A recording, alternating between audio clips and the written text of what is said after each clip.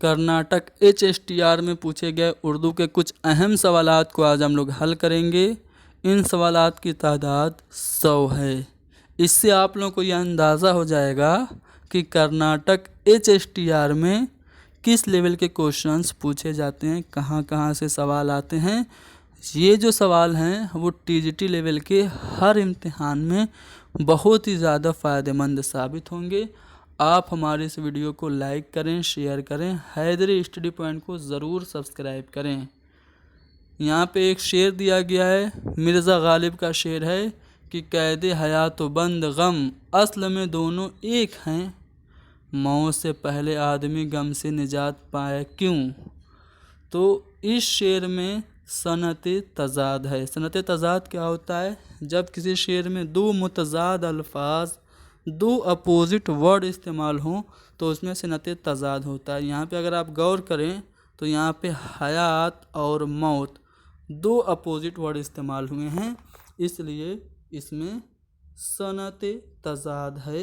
और ये दोनों अल्फाज हयात और मौत ये सनत तज़ाद की निशानदही करने वाले अल्फाज हैं जो कि हमसे पूछा है, यानी कि ऑप्शन नंबर 3 हमारा सही होगा।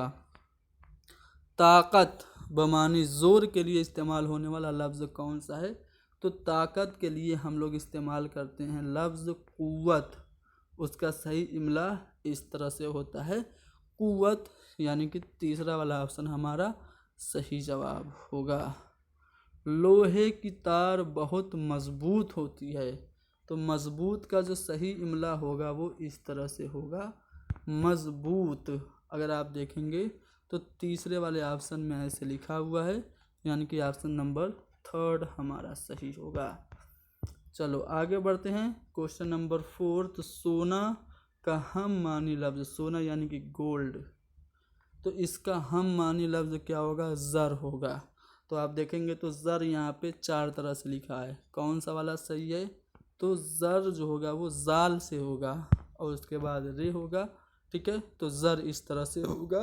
तो अगर आप देखेंगे तो चौथा वाला ऑप्शन आपका सही जवाब होगा, यानी कि सोना का हम मानी लफ्ज़ ज़र है।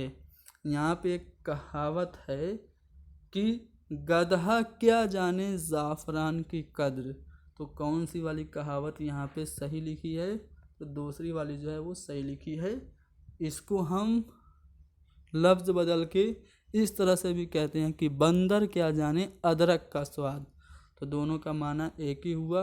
गधा क्या जाने ज़ाफ़रान की कदर, ये सही कहावत है। एक मुहावरा है आग बगूला होना, तो आग बगूला होना मुहावरा किसके लिए इस्तेमाल होता है? गुस्सा के लिए इस्तेमाल होता है, ठीक है ना। चलो यहाँ पे एक सेंटेंस दिया गया है और इस सेंटेंस में एक अंडरलाइन वर्ड है, ख़त कशीदा लफ्ज़ है, उसके बारे में आपसे पूछा जा रहा है वो कौन सी सिफत है? हमें आज़ादी मिले 66 साल हुए हैं। इस समय की बात करें इस वक्त की तो लगभग 75 साल हो गए। तो यहाँ पे ये जो 75 या 66 है, इस लफ्ज़ के बारे में पूछ रहा है। क्या ये लफ्ज़ निस्बत सिफ़त निस्बती है, सिफ़त मक़दारी है, सिफ़त अददी है, या फिर सिफ़त ज़मीरी है? तो ये सिफ़त अददी है, यानी कि एडजेक्टिव ऑफ नंबर है, यानी कि ऑप्शन नंबर 3 हमारा सही होगा। चलो आगे बढ़ते हैं। एक ही मुस्नद और मुस्नद इलैह से बनने वाला जुमला क्या कहलाता है? तो इसे हम लोग मुफरद जुमला कहते हैं, यानी कि ऑप्शन नंबर 2 हमारा सही होगा। ज़मीर की किस्में पूछ रहा है, देखो अलग अलग किताब में अलग अलग आपको दिया गया है। आप अगर विकिपीडिया पे देखेंगे तो ज़मीर की किस्में 6 दी गई हैं। चलो, सारे जहाँ से अच्छा हिंदुस्तान हमारा, यहाँ जो हमारा लफ्ज़ है ये अंडरलाइन है, ख़त कशीदा है, यानी कि इसके बारे में पूछ रहा है ये कौन सी ज़मीर है? क्या ज़मीर गायब है या ज़मीर मुतकल्लिम है? तो जो हमारा है ये ज़मीर जमा मुतकल्लिम है, ठीक है। अगर मैं होता या मेरा होता तो ज़मीर वाहिद मुतकल्लिम होता, हमारा है तो इसलिए ज़मीर जमा मुतकल्लिम, यानी कि ऑप्शन में ज़मीर मुतकल्लिम है जो कि हमारा सही जवाब हो जाएगा। मुज़क्कर लफ्ज़ की आपको निशानदही करनी है। देखो मुज़क्कर या मुअन्नस पहचानने के लिए जो सबसे अच्छा तरीका है वो ये है कि जो लफ्ज़ दिया गया है उसको आप जुमलों में इस्तेमाल कीजिए, सेंटेंस में यूज़ कीजिए, आपको सही से समझ में आ जाएगा कि मुज़क्कर है कि मुअन्नस। जैसे काश्त है, काश्त मतलब खेती बाड़ी, तो हमारी काश्त बहुत अच्छी है। हम ये तो नहीं कहते ना कि हमारी काश्त बहुत अच्छा है, ये नहीं कहते ना, अच्छी कहते हैं और हमारी कहते हैं, यानी कि ये तो मुअन्नस है। आराइश मतलब होता है आराम, तो मेरी आराइश का सामान मेरे घर पे मुहैया है, तो मेरी आराइश कहते हैं, मेरा आराइश नहीं कहते हैं, तो मेरी आराइश यानी कि आराइश भी मुअन्नस है। माशियत, हमारी माशियत कहते हैं, ठीक है, हमारा माशियत नहीं कहते, हमारी माशियत यानी कि ये भी आपका मुअन्नस है। अब महल, मेरी महल या मेरा महल, तो हम कहेंगे मेरा महल, यानी कि ये जो महल है ये मुज़क्कर है, मैस्कुलिन जेंडर है। ऑप्शन नंबर 4 हमारा सही होगा। चलो यहाँ पे आप लोगों को एक सेंटेंस दिया गया है, इसमें कुछ अल्फाज अंडरलाइन हैं, ख़त कशीदा हैं, उनसे मुताल्लिक आपसे सवाल पूछा जा रहा है। अगर आप हमारे घर तशरीफ़ लाते तो बेहतर होता, तो बेहतर होता है, इसको अंडरलाइन करके पूछा जा रहा है कि जो ख़त कशीदा लफ्ज़ है इसका ताल्लुक़ फ़ेल की किस हालत से है, तो ये फ़ेल माजी एहतिमाली है, यानी कि ऑप्शन नंबर 3 हमारा सही होगा। इसमें ज़र्फ़ की आपको निशानदही करनी है, तो डाकिया आपका कॉमन नाउन है, डॉक्टर भी कॉमन नाउन है, डाकू भी कॉमन नाउन है, डाक खाना ये आपका इसमें ज़र्फ़ है, ठीक है।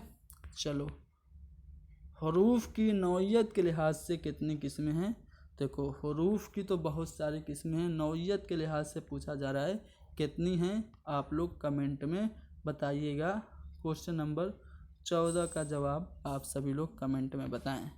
क्वेश्चन नंबर 15 देखते हैं, इसमें गैर मुतरादिफ लफ्ज़ यानी कि जो ऑड वर्ड है इसमें आपसे पूछा जा रहा है। 3 लफ्ज़ ऐसे हैं जो कि हम माना है और एक लफ्ज़ है जो बाकी का हम माना नहीं है।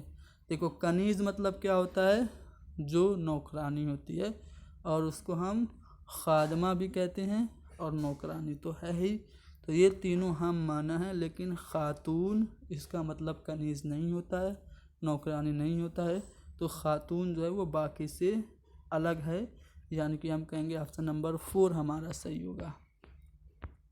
जुमले के हर लफ्ज़ के ज़रूरी लवाजिम बयान करने को कहते हैं, हर लफ्ज़ के ज़रूरी लवाजिम बयान करने को हम तहलील सरफ़ी कहते हैं, यानी कि ऑप्शन नंबर 2 हमारा सही होगा। नामौजू तरकीब की निशानदही कीजिए, यहाँ पे कुछ अल्फाज हैं उनसे कब्ल साबका लगाया गया है, कौन सा ऐसा लफ्ज़ है जिसमें सही साबके का इस्तेमाल नहीं हुआ है। देखो लायक से पहले हम ना लगाते हैं तो ना लायक बनता है, सही बात है। आशना से पहले हम ना आशना लगाते हैं और चीज़ से पहले ना चीज़ लगाते हैं, लेकिन अक्ल से पहले हम ना अक्ल नहीं बल्कि बेअक्ल लगाते हैं, यहाँ पे ना लगा है, यानी कि ये वाला हमारा गलत होगा, ना मौजू होगा, यानी कि हमारा जवाब ऑप्शन नंबर 2 हो जाएगा। जमा के सिगा के एतबार से गैर मुताल्लिक लफ्ज़ की निशानदही आपको करना है, इसमें आपको ऑड को आइडेंटिफाई करना है, बाकी से कौन अलग है। देखो फ़नून ये फ़न की जमा है, हुकूक ये हक की जमा है, और रसूम ये रस्म की जमा है, यानी कि ये तीनों तो जमा हैं, लेकिन ये जुनून जो है ये अपने आप में वाहिद है, यानी कि जो हमारा जवाब होगा वो ऑप्शन नंबर 4 हो जाएगा। मुर्ग लफ्ज़ का मुतरादिफ, देखो मुर्ग का मतलब होता है चिड़िया यानी कि तायर, ठीक है, तो मुर्गा नहीं होगा बल्कि तायर यहाँ पे हमारा सही जवाब होगा। बाग बाग होना ये मुहावरा है, इसका मतलब क्या है, बहुत खुश होना, इम्तिहान में कामयाब होने पे अली बाग बाग हो गया, यानी बहुत खुश हो गया। ऑप्शन नंबर 3 हमारा सही होगा। किसकी बनी है आलमे नापायदार में। इस मिसरा में ज़मीर इस्तिफ़हामिया आपको बताना है, यानी कि इंट्रोगेटिव आपको बताना है, इंट्रोगेटिव प्रोनाउन इनमें से कौन सा है। तो किसकी बनी है आलम नापायदार में, तो यहाँ पे किस जो होगा वो आपका ज़मीर इस्तिफ़हामिया होगा। यहाँ पे आपका लिटरेचर का सवाल है, अच्छा सवाल है, बड़े ध्यान से देखिएगा। किस इलाके को मसूद हुसैन खान ने उर्दू का गहवारा बताया है। तो मसूद हुसैन खान के मुताबिक दिल्ली और गिरदो नवाह में उर्दू की पैदाइश हुई, यानी कि नवाए दिल्ली को मसूद हुसैन खान ने दिल्ली का उर्दू का गहवारा बताया है। अब देखो पंजाब को किसने बताया कि उर्दू की पैदाइश पंजाब में हुई, तो महमूद शिरानी ने। नसीरुद्दीन हाशमी ने बताया कि उर्दू दक्कन में पैदा हुई, ठीक है। और सैयद सुलेमान नदवी ने बताया कि उर्दू सिंध में पैदा हुई। तो चारों ऑप्शन हमने डिस्कस कर लिया। नवाहे दिल्ली उर्दू का गहवारा है, ये मसूद हुसैन खान ने कहा। उर्दू के अव्वलीन नस्र निगार माने जाते हैं। देखो वैसे तो उर्दू की पहली नसरी किताब या उर्दू की पहली दास्तान सबरस मानी जाती है, लेकिन मुल्ला वजही ऑप्शन में है नहीं। उर्दू के अव्वलीन नस्र निगार मिराजुल आशिकीन के खालिक ख्वाजा बंदा नवाज के सुदराज को हम लोग यहाँ पे मानेंगे, यानी कि ऑप्शन नंबर 1 हमारा सही होगा। तमिल, कन्नड़ी और तेलुगु, इसका ताल्लुक किस लिसानी ख़ानदान से है, तो ये सब द्राविड़ी ख़ानदान से हैं। और जो उर्दू हिंदी है इसका ताल्लुक हिंद यूरोपीय हिंद आर्याई ज़बान से है, ठीक है। तो देखो तमिल, कन्नड़ और तेलुगु ये तीनों द्राविड़ी लिसानी ख़ानदान से ताल्लुक़ रखने वाली ज़बानें हैं।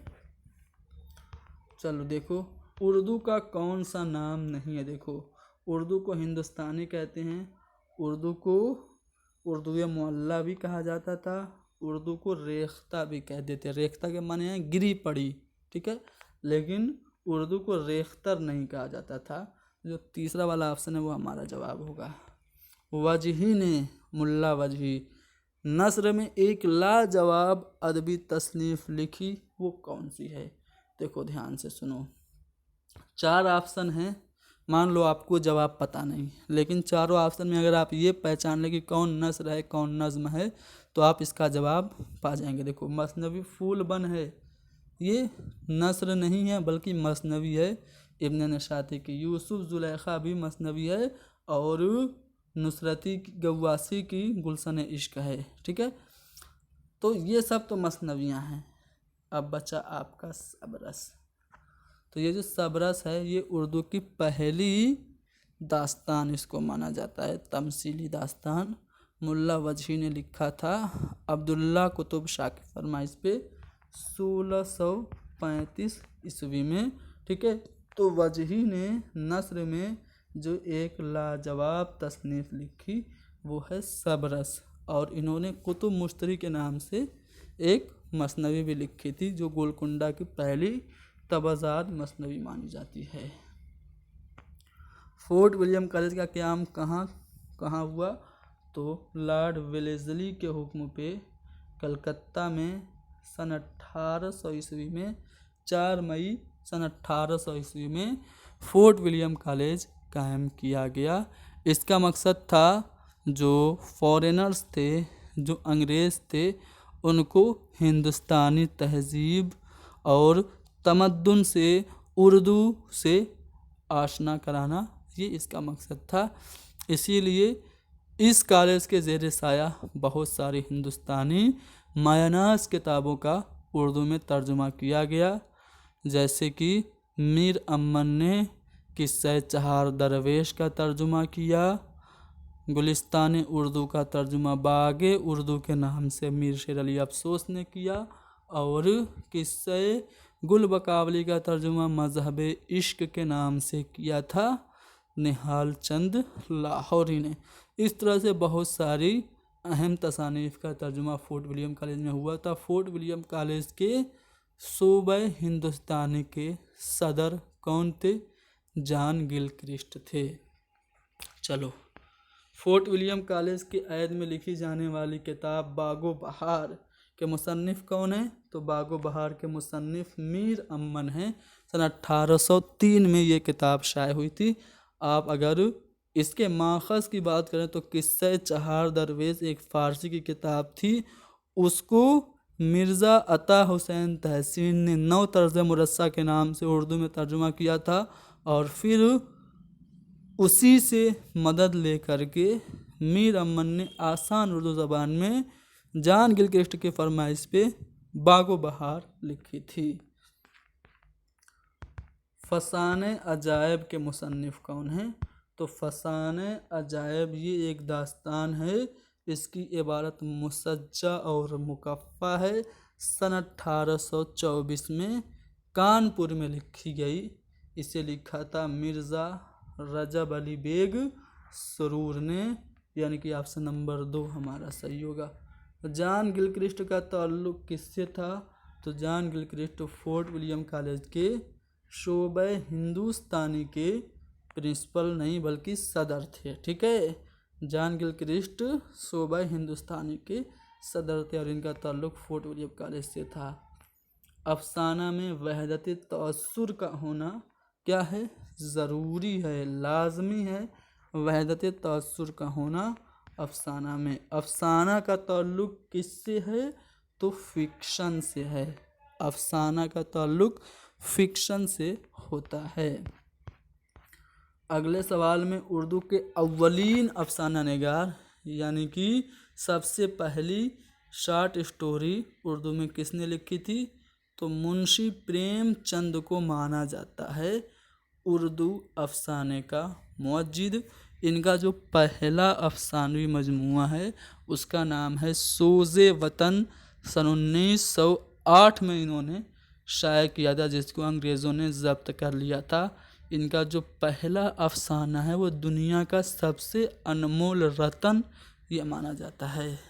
चलो आगे बढ़ते हैं अगले सवाल पे। कृष्णचंद्र की अफसाना निगारी की शुरुआत किस चीज़ से हुई? कदीम कहानियों से, जदीद कहानियों से, या रूमानी कहानियों से, या फिर देवमालाई कहानियों से?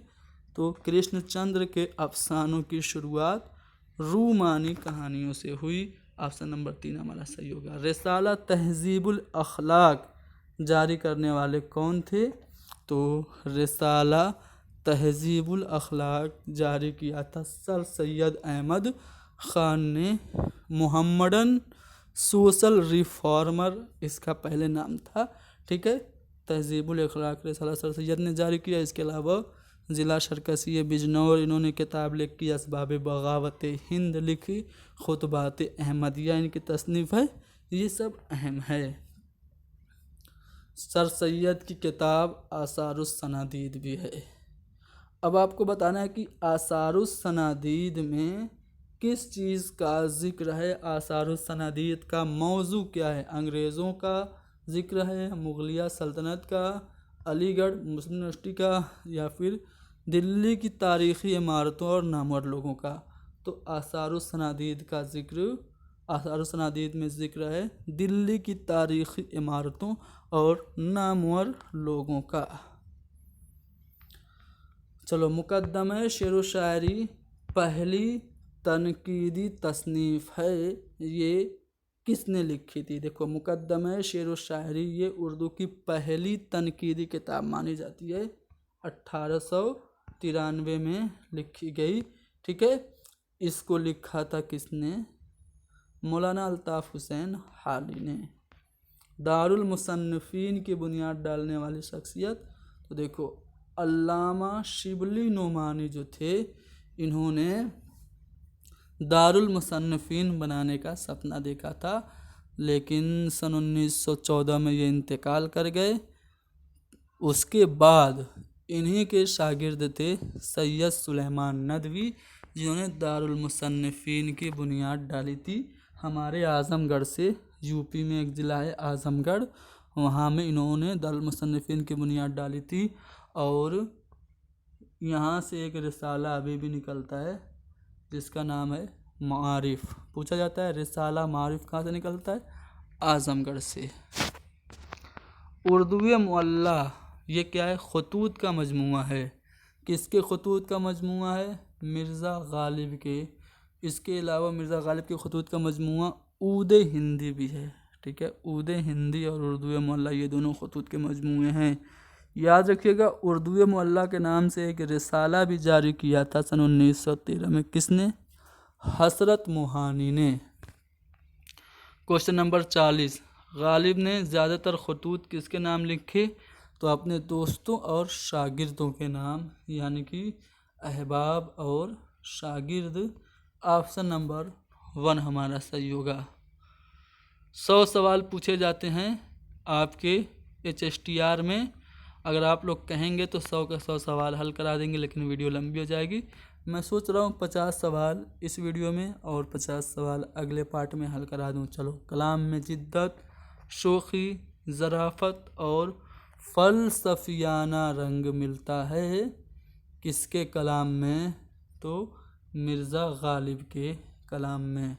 ठीक है, मिर्ज़ा गालिब, इनको हैवाने ज़रीफ़ कहा किसने?